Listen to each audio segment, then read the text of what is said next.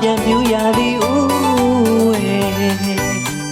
ဒီနူးစရာတို့ရွာပြမယ်ဒီမပင်စီပွင့်နေလက်တံဝဲပြန်မြေပေါ်လျောင်းဆက်ပြောလေ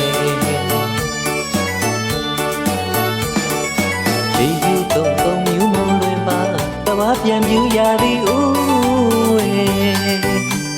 ဒီနူးစရာတို့ရွာပြမယ်ဒီမပင်စီပွင့်နေလက်တံဝဲပြန်မြေပေါ်လျောင်းဆက်ပြောလေ